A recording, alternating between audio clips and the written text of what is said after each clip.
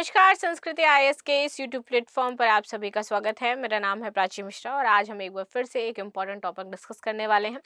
Topic क्या है भाई? यहाँ पर भारत ने कुछ खाद्य सामग्री, जैसे आपने देखा होगा कि कुछ दिन पहले एवरेस्ट के मसालों को सिंगापुर में, अमेरिका में बैन कर दिया गया था, ठीक है, क्योंकि इनकी क्वालिटी अच्छी नहीं थी। वैसा ही कुछ स्टेप लिया है इंडिया ने और चीन के साथ ही साथ बांग्लादेश के साथ, श्रीलंका, जापान और तुर्की, इनसे खाद्य सामग्री पर रोक लगा दी है कि भैया हम आपसे कोई भी सामग्री अब आयात नहीं करेंगे, क्योंकि आप जो खाद्य सामग्री भेज रहे हो वो अच्छी नहीं है। कई खाद्य सामग्री ऐसी है जिसमें आर्सेनिक पाया जा रहा है, तो हमारे यहाँ की जो जनता है उसका स्वास्थ्य खराब हो सकता है। इंडियन गवर्नमेंट जो है वो हमारे लिए बहुत ही कंसर्न है भाई, और पहली बार उसने इतना अच्छा कदम उठाया है जहां पर इन सारी जगहों के प्रोडक्ट्स को बैन कर दिया है। China, Bangladesh, Sri Lanka, Japan and Turkey. अब इनसे वो कोई भी खाद्य सामग्री नहीं लेगा जब तक वो अपनी खाद्य सामग्री की गुणवत्ता में सुधार नहीं कर लेते हैं, ठीक है। तो इसी पर आज हम डिटेल एनालिसिस करने वाले हैं। क्या प्रॉब्लम थी, क्या पाया गया, क्यों सरकार ने इसको मना कर दिया है, क्या मतलब हमारे यहाँ पर कौन सी ऐसी एजेंसी है जो उनकी खाद्य सामग्री की गुणवत्ता की जांच करती है, ये सारी चीजें हम डिस्कस करेंगे। चलिए शुरू कर लेते हैं आज की क्लास। लेकिन इससे पहले आप सभी के लिए एक सूचना भी है कि हमारा आईएएस फाउंडेशन कोर्स 28 नवंबर से शुरू हो रहा है, तो जो भी बच्चे इसमें एडमिशन लेना चाहते हैं वो ले सकते हैं। चलिए आगे आ जाते हैं न्यूज पे। India rejects food consignments from China, Japan, Sri Lanka, Bangladesh, Turkey on food safety worries, ठीक है। तो फूड सेफ्टी वरीज भैया यहाँ पर चल रही है। यहाँ पर पनी नहीं है भाई, अपने है, ये अपने नागरिकों की, ठीक है, इसको देख लेना। अपने नागरिकों की सुरक्षा लिए भारत ने कड़ा रुख अपनाया है। इस साल चीन, बांग्लादेश, श्रीलंका, जापान और तुर्की से आने वाले कई खाद्य खेपों को खारिज कर दिया।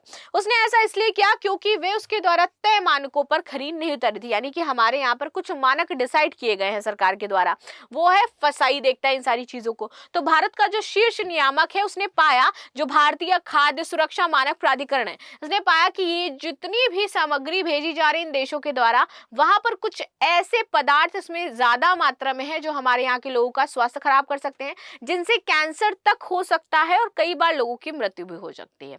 इस वजह से इनको बैन करना पड़ा। 1.42 अरब की बढ़ती आबादी वाला भारत 100 से अधिक देशों से खाद्य पदार्थ वर्तमान में आयात करता है, ठीक है। भारत के शीर्ष खाद्य नियामक, जैसे मैंने बताया, फसाई है। इसने अपने हाल ही में लॉन्च किए गए पोर्टल यानी कि खाद्य आयात अस्वीकृति चेतावनी फिरा में खाद्य पदार्थों की अस्वीकृति के देशों, वस्तुओं और कारणों का नाम सार्वजनिक कर दिया है। यहाँ जो देश थे इनसे खाद्य पदार्थ क्यों नहीं लिया, इसके पीछे का कारण क्या था, वस्तु कौन सी थी, देश कौन सा था, ठीक है। चलो आगे आ जाते हैं। भारत ने खाद्य शिपमेंट क्यों अस्वीकार किया? तो खाद्य सुरक्षा एवं मानक आयात विनियमन 2017, इसके विनियमन 11.7 के अनुसार खाद्य प्राधिकरण को खाद्य चेतावनी अधिसूचना जारी करने का अधिकार है। तो हमारे पास भैया ये अधिकार है, जो हमारे यहाँ नियम कायदे कानून है, इसलिए हमने आप लोगों को बैन कर दिया और हमें बहुत खुशी है, ठीक। चलो आगे आते हैं।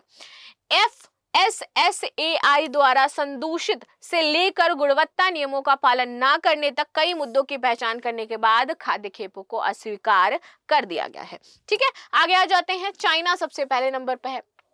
चाइना ने दिल्ली में जो सामान भेजा था, सुशी नोरी का जो खेप भेजा था, उसमें भारी धातु यानी कि आर्सेनिक की उपस्थिति दर्ज की गई है। इसी वजह से हमने क्या किया, इस खेप को मना कर दिया।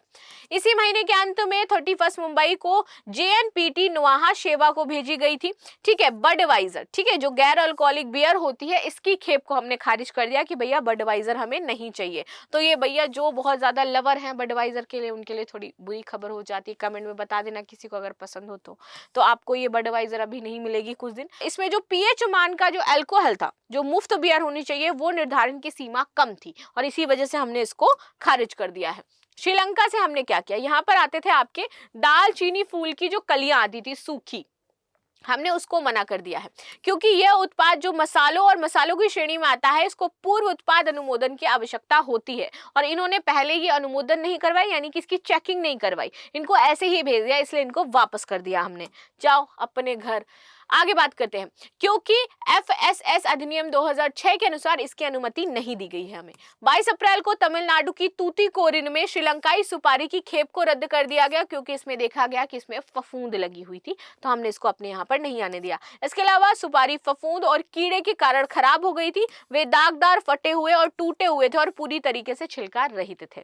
ठीक है, आगे बात करते हैं बांग्लादेश। बांग्लादेश से हमने तूतीकोरिन भेजी गई सुपारी की खेप को 20 फरवरी को अस्वीकार कर दिया दोबारा से। इनके भी सेम समस्या थी, सुपारी सड़ी हुई थी और साथ ही साथ नमी का जो प्रतिशत था वो भी निर्धारित नहीं था। आगे आते हैं जापान। जापान जो है वो स्वास्थ्य पूरक चीजें देखता है। ठीक है, न्यूट्रास्यूटिकल्स उत्पादक श्रेणी के अंतर्गत चाय बैग की 3 खेपें जो 25 जून को जापान से बेंगलुरु में भेजी गई थी, इसको हमने अस्वीकार कर दिया, क्योंकि इसके लिए पूर्व उत्पादन अनुमोदन की आवश्यकता थी जो उन्होंने नहीं ली थी।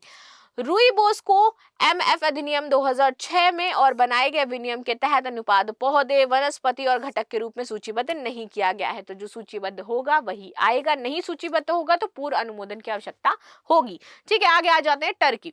भारत ने 31 जुलाई को तुर्की से कोलकाता भेजे गए ताजे लाल सेबों की एक खेप को अस्वीकार कर दिया, क्योंकि फल का शेष सेल्फ जीवन पर्याप्त नहीं था, अर्थात ना तो 60% सेल्फ जीवित था और ना ही समाप्ति के 3 महीने पहले। तो इस प्रकार एमएफ ने आयात विनिमय 2017 के विनियम 5/6 के अनुसार देखा कि इसका उल्लंघन कर रहा है टर्की, इसलिए हमने इसको वापस कर दिया है। ठीक है, खाद्य सुरक्षा और मानक विनियमन 2017। खाद्य सुरक्षा और मानक विनियमन 2017 के अनुसार किसी भी खाद्य वस्तु के आयात की मंजूरी के लिए एमएफएसआरआई भेजे जाते हैं। ठीक है, सत्यापन की त्रिस्तरीय प्रणाली से गुजरना पड़ता है। इसमें दस्तावेजों की जांच होती है, दृश्य निगरानी होती है, नमूनाकरण और परीक्षण यहाँ पर शामिल होता है। ये आपका एमएफएसएआई है, आरआई नहीं है, इसको याद रखना। ठीक है, परीक्षण इसमें शामिल होता है।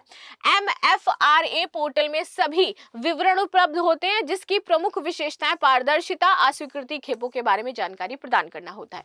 ठीक है, ट्रेसेबिलिटी, गैर अनुपालन शिपमेंट में बेहतर ट्रैकिंग सुविधा और त्वरित कार्रवाई यानी कि स्वास्थ्य जोखिम को कम करने के लिए संबंधित अधिकारियों से त्वरित प्रक्रिया सुविधा प्रदान करना इसमें शामिल होता है। एफआईआरए के क्रियान्वयन के साथ भारत का लक्ष्य न केवल हितधारकों के बीच संचार को सुव्यवस्थित करना है, बल्कि खाद्य सुरक्षा मानकों को भी बनाए रखना है।